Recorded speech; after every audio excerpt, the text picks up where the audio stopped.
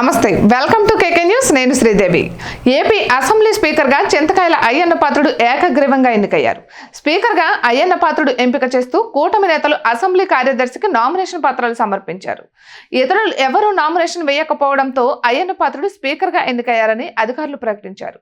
ఈ రోజు అయ్యన్న పాత్రుడు ఎమ్మెల్యేగా ప్రమాణ స్వీకారం చేస్తారు ఉమ్మడి విశాఖ జిల్లా నర్సీపట్నం నుంచి ఎమ్మెల్యేగా ఎన్నికయ్యారు అయ్యన్న పాత్రుడు ఆయనది సుదీర్ఘ రాజకీయ నేపథ్యం ఈసారి కేబినెట్ లో మంత్రి పదవి ఆశించారు చంద్రబాబు మాత్రం స్పీకర్ గా ఎంపిక చేశారు ఎన్టీఆర్ పిలుపు మేరకు రాజకీయాల్లో ప్రవేశించారు అయ్యన్న పాత్రుడు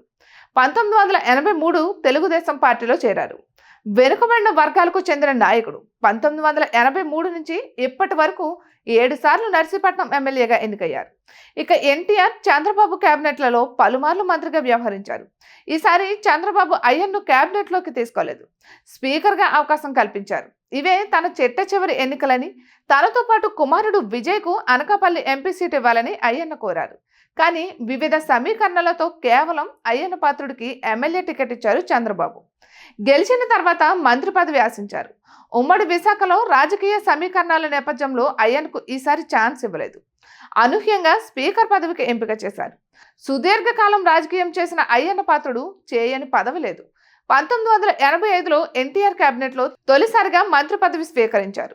టీడీపీ ప్రభుత్వం ఏర్పాటు చేసిన ప్రతిసారి కేబినెట్ లో అయ్యన్నకు చోటు దక్కేది ఇక 1996 సార్వత్రిక ఎన్నికల్లో అనకాపల్లి పార్లమెంట్ స్థానం నుంచి పోటీ చేసి ఎంపీగా కూడా గెలిచారు అన్ని రకాల పదవులు చేశానని స్పీకర్ గా ఛాన్స్ దక్కడం ఆనందంగా ఉందని అయ్యన్న పాత్రుడు చెబుతున్నారు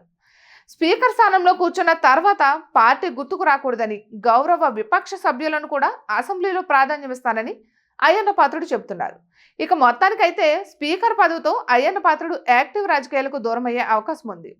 ఇప్పటికే ఆయన వారసుడు చింతకాయల విజయ్ చాలా యాక్టివ్గా ఉన్నారు ఐటీడీపీ బాధ్యతలు కూడా చూస్తున్నారు ఇటువంటి మరెన్నో వీడియోస్ కోసం కేకే న్యూస్ తెలుగు ఛానల్ని సబ్స్క్రైబ్ చేసుకోండి